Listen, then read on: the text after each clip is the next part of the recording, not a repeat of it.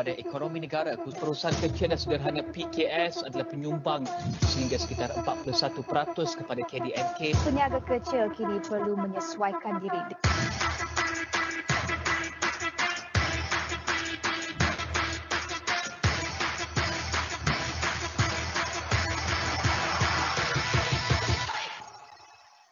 Okey, Assalamualaikum.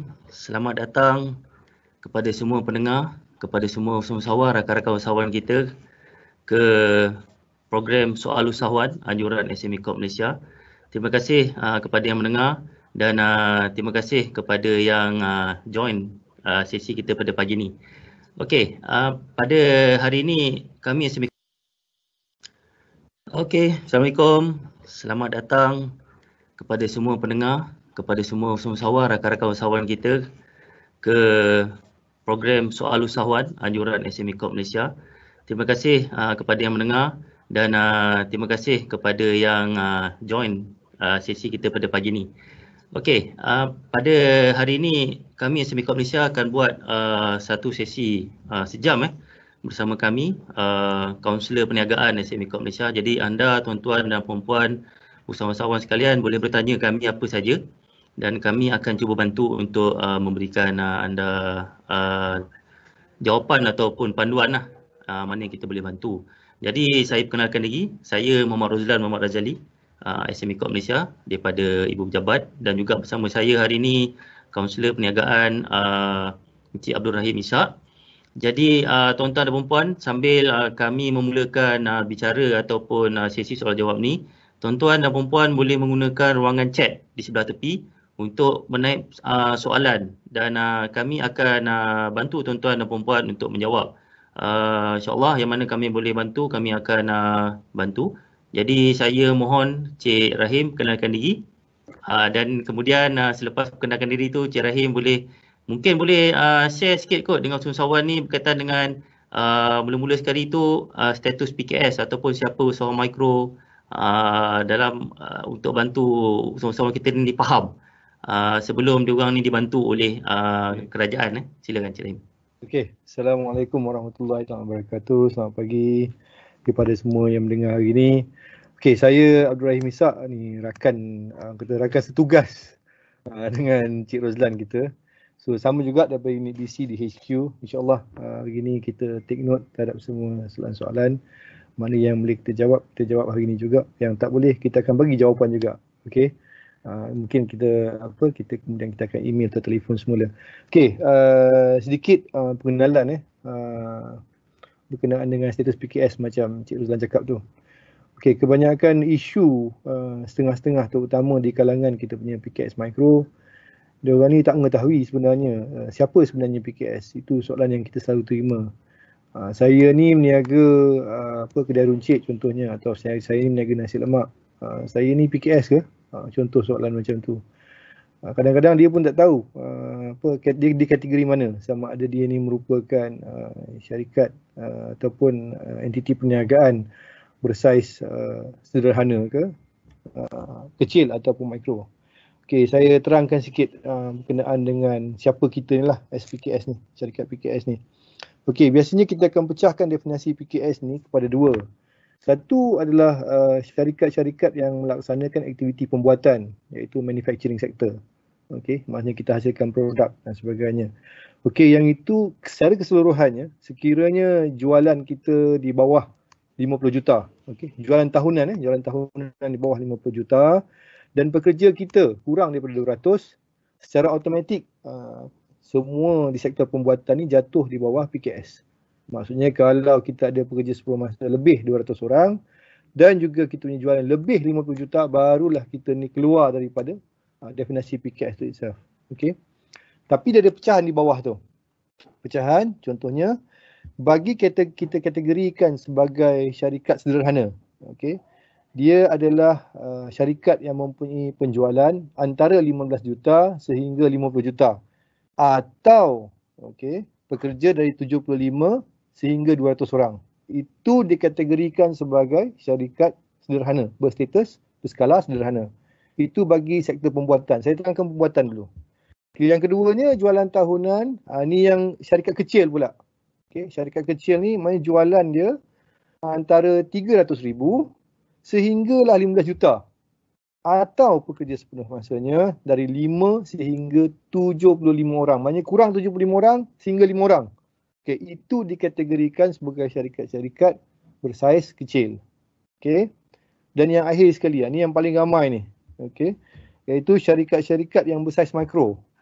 Maksudnya jualan tahunannya kurang daripada 300,000 dan juga pekerjanya kurang daripada 5. Okey.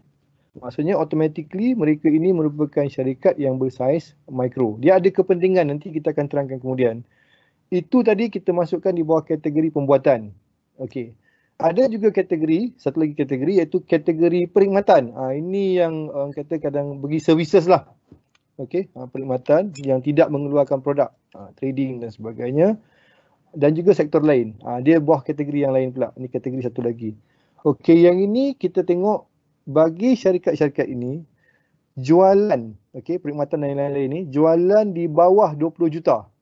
Okey, dan pekerjanya kurang daripada 75 orang, automatically mereka ini dikategorikan sebagai syarikat PKS, di bawah status PKS. Okey, bagi kategori sederhana pula, okey, syarikat yang mempunyai jualan tahunan 20 juta dan antara 3 juta sehingga 20 juta dan pekerjanya antara 30 sehingga 75. Ini bagi perkhidmatan dikategorikan sebagai syarikat yang bersaiz sederhana. Okey. Bagi kategori perkhidmatan untuk syarikat bersaiz kecil, maksudnya jualannya 300,000 sehingga 3 juta. Okey. Dan juga pekerja antara 5 sehingga 30 orang. Okey. Itu kategorikan sebagai syarikat yang bersaiz kecil. Dan di bawahnya, maksudnya untuk kedua-dua sama ada pembuatan atau perkhidmatan, mana-mana jualan tahunan kurang daripada 300,000 dan pekerjanya kurang daripada 5, kita kategorikan sebagai mikro. Okey. Kenapa saya jelaskan yang ni? Ikut statistik pada tahun bancian pada tahun 2006 oleh Jabatan Perangkaan 2016 oleh Jabatan Perangkaan, kita dapati bahawa kita mempunyai sebanyak 907,065 PKS berdaftar di Malaysia. Dan di bawah kategori itu 76.5% adalah syarikat mikro. So bayangkan berapa ramai syarikat mikro yang berstatus kecil ni. Kita ada 21.2% merupakan syarikat di bawah kategori perusahaan kecil dan hanya 2.3% merupakan syarikat dengan status sederhana. Itu sedikit sebanyak statistik. Jadi kita ni sebagai peniaga ni, kita peringkat awal ni kita kena mengetahui di mana kita. Ia penting. Sebabnya kadang-kadang bila keluar contohnya pengumuman mengatakan bahawa saya ni ingin memohon, kita tengok bantuan, contohlah bantuan tu diberikan untuk PKS berstatus makro. Adakah kita layak, adakah kita tak layak? Okey, kita perlu tahu di mana kedudukan kita. Dan bila kita tak tahu ni masalahnya, bila kita minta tapi kita gagal untuk mendapatkan bantuan sebab kita tak tahu. Okey, status kita di mana. Contohnya kalau kita dah ada jualan mungkin lebih 300,000 setahun dan juga pekerja kita lebih daripada 5 orang, tetapi kita minta bantuan untuk mikro, dah tentu kita tak dapat. Itu antara isu-isu lah kadang-kadang bila dia mohon tu dia tak dapat. Itu antara punca lah. Okey, Cik Ruslan, untuk pengenalan lah, kita sesi pengenalan dulu. Okey. Terima kasih Cik Rahim.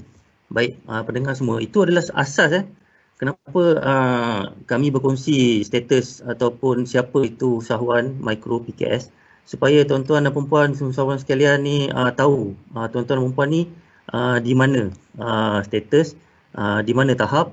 Dan sebenarnya kalaupun saya tambah sikit, kalaupun tuan-tuan dan puan-puan ni meniaga sebulan katalah untung RM100 meniaga seorang-seorang tepi jalan, tuan-tuan dan puan-puan adalah usahawan mikro dan boleh dibantu dengan bantuan oleh kerajaan dan juga agensi-agensi lain. Jadi ada pertanyaan ataupun sebelum ni kita tanya, layak ke kami dibantu kan? Kalau tuan-tuan dan puan macam Cik Rahim cakap tadi dan juga berdaftar dengan SSM dan sebagainya, tuan-tuan dan puan memang layak dibantu. Jadi teruskan type soalan, kami akan bantu tuan-tuan dan puan untuk menjawab. Disebabkan kita sedia maklum Yang Amat Berhormat Perdana Menteri telah pun mengumumkan 3 pakej bantuan khas prihatin PKS. Dah masuk 3 tapi ada juga yang ramai yang terlepas pandang. Ada maklum balas yang kami terima, geran khas prihatin 3,000 tu ramai yang terlepas pandang walaupun kerajaan memberikan peruntukan kepada 700,000 usahawan mikro. Tapi yang diluluskan ataupun yang memohon dipahamkan hanya lebih kurang dalam 600,000 ataupun kurang, dan yang layak dapat pun lebih kurang dalam 70%, 80%. Jadi tuan-tuan dan puan, dalam zaman sekarang saya nak share sikit COVID, PKP dan juga IR 4.0 ni, tuan-tuan dan puan kena kongsilah dengan kawan-kawan usahawan. Kita kena majukan diri kita ke depan ni berkenaan dengan online, berkenaan dengan penggunaan sistem pemasaran online dan juga permohonan online, info online, FB dan sebagainya. Kalau tidak, kita akan tertinggal. Okey, kita cuba jawab satu dulu kot, Cik Rahim. Kita bantu ada seorang ni, dia awal-awal lagi ni, Cik Asyari kita ni, dia dah tanya tadi ada satu soalan. Soalan ini, kenapa pegawai Jabatan Agama kerap membuat kursus yang berkaitan halal, sedangkan mereka tidak menggalakkan pemohon menggunakan khidmat konsultan atau kelas berkaitan halal yang dianjurkan syarikat luar yang tidak menggunakan khidmat pegawai agama dari Jabatan Agama. Okey, Cik Asyari, saya tak pasti tuan beroperasi di negeri mana, tapi mungkin saya boleh bantu sikit general. Okey, kalau kita tahu halal ni adalah satu aspek yang sangat penting, halalan thayyiban ni. Dia berkaitan dengan kita sebagai orang Islam, ada rukun dan juga berkaitan dengan iman. Jadi sebenarnya kalau tuan boleh rujuk di laman web JAKIM dia ada melantik konsultan-konsultan yang diluluskan untuk melaksanakan kursus-kursus dan juga konsultan berkaitan dengan halal. Jadi kemungkinan, saya kurang pasti berkaitan dengan detail yang Cik Sari tanya, berkemungkinan konsultan ataupun kelas yang dianjurkan oleh syarikat luar itu adalah yang tidak diluluskan ataupun tidak mendapat endorsement daripada JAKIM. Jadi mungkin boleh semak balik.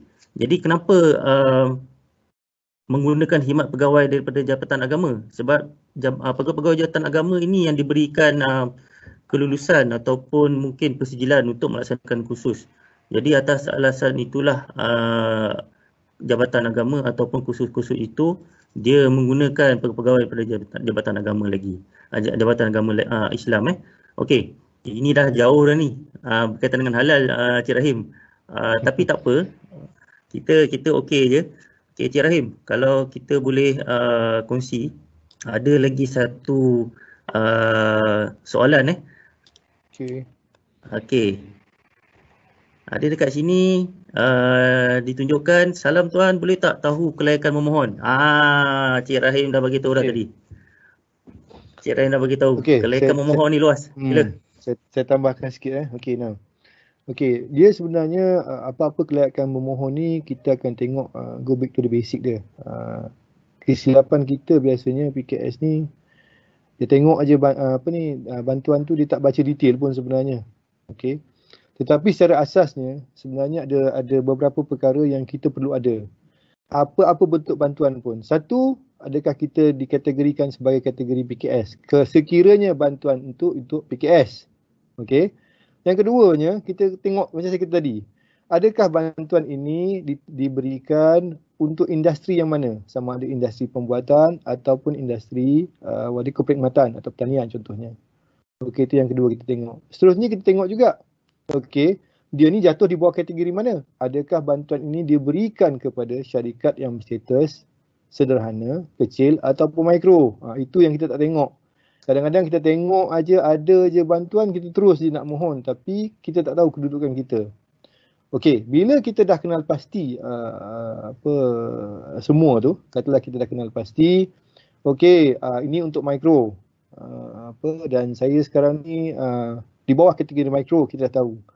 Cuma sekarang ni bila kita nak memohon, biasanya secara umumnya apa yang kita perlu ada biasanya adalah, of course lah, untuk membuktikan kita ni berniaga, kita kena adalah kita punya SSM tu.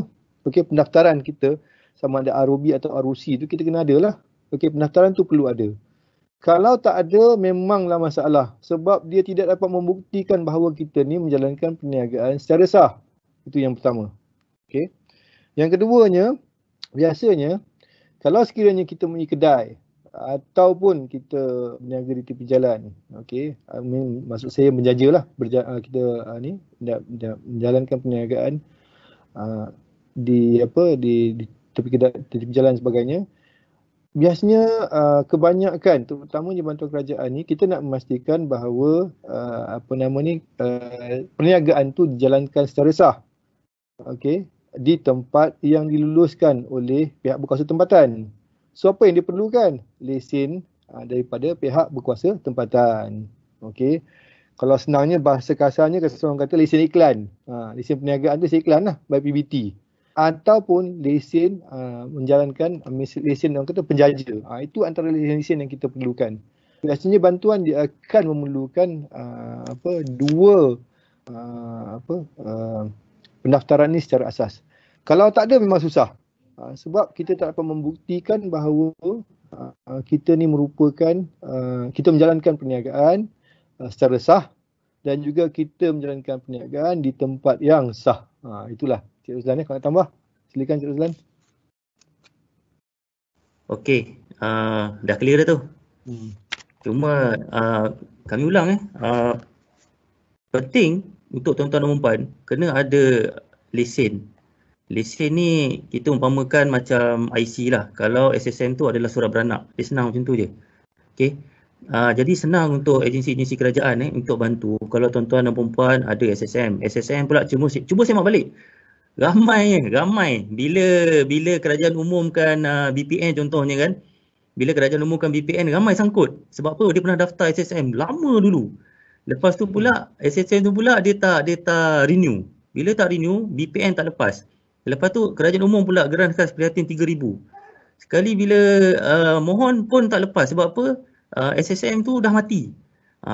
Dia macam kita warga negara lah kan. Kalau kita tak ada IC, kita dah macam datang haram tau. Macam itulah kira. Tapi kerajaan ni masih baik lagi. Bila diumumkan geran tadi, kerajaan bagi lagi ruang untuk kita buat rayuan. Alhamdulillah. Okey, kita tengok soalan seterusnya Cik Rahim. Banyak soalan masuk ni kan. Okey, kita tengok. Ini bagaimana kaedah atau cara untuk memohon sijil PKS? Okey, kaedah atau cara untuk memohon sijil PKS ni, tuan-tuan dan puan boleh pergi ke laman web kami. Dekat situ tuan-tuan dan puan boleh masuk, boleh upload dokumen-dokumen yang diperlukan. Mudah je sijil PKS ni. Dia hanya mohon melalui online, pergi ke laman web SME Corp dan kita akan bantu. Kalau tuan-tuan dan puan confused, boleh call kami. Call kami di pejabat ataupun di pejabat-pejabat negeri. InsyaAllah kami akan bantu. Mudah. Standby kan tuan-tuan dan puan punya SSM, salinan SSM. Kemudian itu salinan lesen. Kemudiannya tu penyata kewangan kalau ada. Okey, itu adalah syarat asas. Itu saja macam mana untuk mohon sijil PKS. Sijil PKS ni penting tuan-tuan dan puan. Sebab selepas ni kebanyakan bantuan kerajaan ataupun bantuan yang SME Corp berikan, kita akan berpandukan kepada sijil pengakuan PKS ni. Sebab apa kita perkenalkan sijil ni? Sebab dulu apabila ada agensi-agensi ataupun contohnya pihak bank, dia memerlukan tuan-tuan dan puan ni memperakukan adakah tuan-tuan dan puan ni PKS. Jadi atas alasan itu Kementerian Pembangunan Usahawan melalui SME Corp Malaysia kita memperkenalkan sijil pengakuan PKS ni. Jadi Cik Rahim ada nak tambah? Sijil pengakuan PKS. Yang tu saya rasa itu saya kata dokumentasi asas tu perlu ada lah. Kalau ada semua tu insya-Allah tak ada masalah kot. Kan. Dan kalau sekiranya saya dapati kalau kita cuba masuk dan bila kita tak boleh nak dapat tak boleh nak teruskan dan sebagainya, dia mesti bagi tahu kat kita kenapa kita tak boleh nak masuk. Contohnya kita tak sertakan dokumentasi yang diperlukan lah. Jadi dokumentasi itu perlu ada untuk membolehkan atau membuktikan. Jadi sebab sijil pengakuan PKS ni kita kena adalah semua benda tu. Jadi mengesahkan bahawa kita ni telah berdaftar secara sah untuk menjalankan perniagaan dan status PKS kita. Okey. Kita pergi next one kot. Ada lagi ni. Soalan makin banyak masuk ni Cik Rahim. Tu yang kata ada yang tak boleh register. Dia tak boleh register sebab tu lah tadi, sebab PKS, sebab documentation tu. Maksudnya sebelum kita nak masuk untuk isi tu, kita kena sediakan. Tu kita kena baca dulu apa dokumentasi yang diperlukan dan sebagainya, barulah kita mudah untuk kita fill in the form lah, isi borang tu. Okay, saya tambah. Jangan anggap bahawa apa yang kerajaan buat ni macam menyusahkan tuan-tuan dan puan. Sebab sebenarnya kita dah pergi ke arah digitalization ataupun digitalisasi. Bila kerajaan sebut IR 4.0, sebenarnya di luar dunia luas tu, kita memang dah menggunakan kaedah ni. Kalau tuan-tuan dan puan pergi ke setengah tempat, contoh macam di negara China kan, dia dah pakai cashless transaction, dia tak pakai dah transaksi tunai dan sebagainya. Jadi atas sebab itulah kerajaan mewujudkan berbagai-bagai platform untuk tuan-tuan dan puan menggunakan untuk daftar, semua pakai online, daftar status PKS pakai online, mohon geran BPN pakai online, mohon geran JKP pakai online. Jadi nak tak nak tuan-tuan dan puan kena juga memahirkan diri, kena belajar, kena paksa diri untuk tahu berkenaan dengan dunia tanpa sepadan ataupun online ni. Telefon yang ada tu gunakan dengan sebaik mungkin untuk benda-benda ni, sebab bukan sekadar pasca PKP ataupun COVID ni kita guna online, tapi selepas ini memang dunia ini akan menggunakan penggunaan online ni. Okey, Rahim, kita pergi soalan seterusnya. Banyak soalan masuk. SME Corp tak sediakan bantuan macam Tekun Mara ke untuk yang terjejas COVID? Okey, soalan ni memang soalan yang kami terima hari-hari lah. Okey, sebab apa kan? Sebab bila kerajaan ataupun Yang Berhormat Perdana Menteri umumkan pakej bantuan prihatin, dia orang tak jumpa kot nama SME Corp, Rahim. Okey. Itulah saya tahu tuan-tuan puan ni sayang pada SME Corp ni, tanya tu sebenarnya. Okey. Tekun dan Mara dia diluluskan bantuan pinjaman kalau yang macam tuan-tuan dan puan usahawan tengok, terutamanya penjana, kerajaan umumkan 300 juta untuk Tekun, 200 juta untuk Mara. Itu untuk pinjaman. Jadi untuk SME Corp kami tidak menyediakan bantuan pinjaman. Jadi kami menyediakan bantuan geran. Terutamanya untuk terjejas COVID, kami mempunyai dana ataupun bantuan-bantuan geran yang sedia ada lah. Antaranya yang kalau boleh saya sebut daripada dulu, program peningkatan keupayaan enterprise Bumiputera ataupun BEEP. Yang itu adalah program berterusan yang kami sediakan ataupun bantuan geran ini bantuan geran yang SME Corp sediakan kepada usahawan daripada status mikro sampailah status sederhana. Jadi bantuan geran BIP ini juga kita dah ubah sikit daripada bermula 50% sehinggalah ke 70%. Di mana nak mohon? Yang ini tuan-tuan dan puan boleh mohon di pejabat negeri di mana tuan-tuan dan puan beroperasi. Dan satu lagi kita ada juga bantuan geran di bawah BIS Scale Up. Okey, sebab tadi yang saya sebut program peningkatan keupayaan enterprise Bumiputera tu fokus kepada usahawan Bumiputera lah. Kalau yang BIS Scale Up ni dia lebih kurang sama geran, tapi ini terbuka kepada usahawan semua kaum. Jadi tuan-tuan dan puan boleh mohon, macam saya cakap tadi, kita sediakan permohonan melalui juga laman web kami. Boleh mohon bila-bila masa. Yang ini tak kira COVID tak COVID, memang kami bantu daripada dulu. Jadi sebab itulah mungkin kerajaan tak umumkan bantuan itu. Ada satu lagi yang program-program yang contohnya SME Investment Partner ini lebih kepada untuk menambah modal melalui pinjaman yang bukan konvensional. Ini yang agak besar lah bantuan-bantuan. Okey. Mungkin yang itu sikit yang kami boleh jawab. Dua itu dulu. Jadi untuk usahawan mikro terutamanya, ya tuan-tuan dan puan layak mohon bawah skim bantuan terutamanya geran BIP tadi dan juga BIS Scale Up. Jadi silalah mohon InsyaAllah pegawai kami di seluruh Malaysia dan juga kaunselor-kaunselor perniagaan kami yang akan bantu. Okey. Rahim, ada nak tambah ke? Okey, saya tak tambah yang tu. Cuma saya tertarik dengan satu soalan ini. Bukan soalan lah. Dia boleh dikatakan permasalahan yang dia hadapi. Okey, satu berkenaan dengan sewaan. Tadi saya nampak daripada siapa tadi tu. Dia berkenaan dengan sewaan di Pudu Central. Okey, nanti kejap. Saya tengok soalan tu. Okey. Daripada Cik Razali ni. Okey. Dia kata dia berniaga di Pudu Center, di bawah pengurusan Uda Mall. Okey. Saya rasa ini masalah yang dihadapi oleh kebanyakan syarikat, terutamanya yang mempunyai kedai untuk disewa lah dalam musim COVID ni.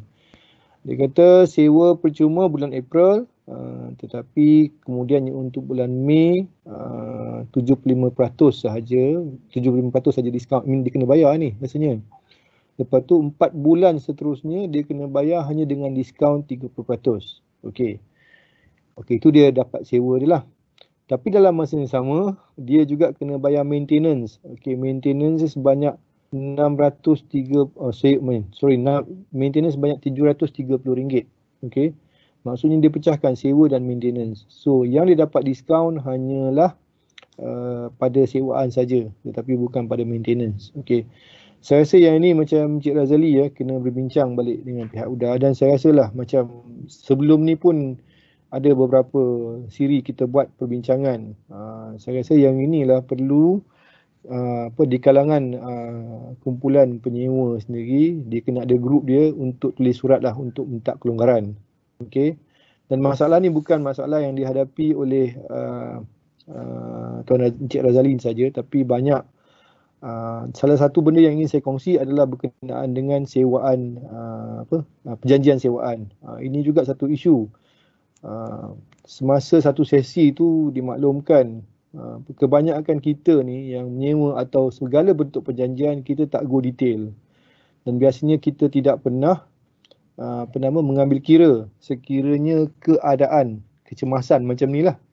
So ada juga penyewa-penyewa yang terperangkap, dalam erti kata dia nak berhenti bisnes, dia nak tamatkan sewaan tu pun tak boleh, kan. Yang ini saya rasa kena berbincang balik, sebab saya faham banyak perniagaan sekarang ni terutamanya dia cuba mengurangkan kos lah, terutamanya kos, fixed cost, contohnya macam dia punya sewaan dan sebagainya. Yang ni Encik Razali saya minta supaya berbincang balik. Since dia berurusan dengan UDA Mall, saya kata better untuk dia berbincang dengan semua penyewa-penyewa di bawah UDA Mall tu dan berbincang semula untuk mengurangkan, jadi boleh mengurangkan kos untuk sewaan tersebut. Okey. Okey. Tengok soalan kita makin banyak masuk ni. Satu soalan berkaitan dengan pertanian, Encik Rahim. Okey, tak apa, saya nak clearkan, nak jelaskan. Cik Hafizi, terima kasih bertanya soalan. SME Corp Malaysia sebenarnya, kalau boleh kami perjelaskan, kami agensi yang fokus kepada bidang selain daripada pertanian, peternakan dan perikanan. Tapi tak apa, kami cuba bantu jawab dengan apa pengetahuan yang kami ada. Sebab kami juga ada program yang dipanggil Program Tunas Usahawan Belia Bumi Putra, TUB, yang mana program ni kita khusus bantuan kepada usahawan belia bawah umur 30, dan kita berikan grant untuk mereka memulakan perniagaan, dan ada antara mereka ni terlibat dalam sektor pertanian, peternakan dan perikanan. Jadi kalau Tuan Hafizi ini masih lagi kategori belia ataupun bawah 30, boleh mohon program TUB ni tadi untuk tahun depan. Tahun ni dah tutup sebab kita buka program ni setahun sekali. Jadi daripada dana tu Tuan boleh usahakanlah program ataupun projek di tanah sendiri. Dan kalau boleh saya nasihatkan Tuan, jumpa dengan Jabatan Pertanian ataupun pegawai pertanian di daerah masing-masing. Okey, berhubung dengan diorang, lepas tu dapatkan khidmat nasihat apakah tanaman yang sesuai sebenarnya untuk ditanam di tanah sendiri, kan. Lepas tu kalau Tuan nak ternak ayam kampung ni, jadi mungkin Tuan boleh rujuk kepada Jabatan Veterina Negeri masing-masing. Jadi ada bantuan-bantuan yang mungkin diberikan di bawah projek agro makanan sekarang ni. Kerajaan ada umumkan bantuan khas untuk usahawan-usahawan yang nak memulakan ataupun nak buat ternakan, penanaman, fokus kepada bidang makanan. Jadi itu yang saya boleh sampaikan sikit berkenaan dengan bidang pertanian. Okey. Bawah ni pula kita pergi, Rahim, Intan Johari. Ni menarik, soalan dia menarik ni. Kan, dari sudut pandangan agensi, apabila seorang usahawan status stuck ataupun tersangkut ekoran pandemik COVID-19 ni, patut atau tidak untuk beliau shutdown dari mengelakkan risiko total loss. Okey, mungkin usahawan kecil untuk bangun semula tidak memerlukan dana yang besar, tetapi mungkin bagi kumpulan yang sederhana ataupun yang I think yang ni dimaksudkan mungkin bagi usahawan yang mikro ni dia tak ada masalah sangat untuk bangun balik sebab dia punya cost tu mungkin rendah. Tapi kalau kata syarikat-syarikat yang bersaiz kecil, yang sales dia dah mungkin hampir juta, dan juga bagi syarikat yang sederhana, dia memerlukan modal yang besar untuk bangun balik menggunakan business model yang sederhana, yang sedia ada. So saya nak komen sikit lah. Okay, memang betul. Okay, ini satu lagi, COVID-19 ni bagi pandangan saya, dia telah membuka satu perkara yang baru. Okay, selama ni bila kita membuat sebarang model perniagaan ataupun kita kata kita membuat perancangan perniagaan, kita jarang untuk melihat atau meneliti exit clause kita. Maksudnya apabila sampai satu ketika sekiranya perniagaan ini tidak boleh dijalankan, bagaimana kaedah untuk kita keluar ataupun menukar model perniagaan tu.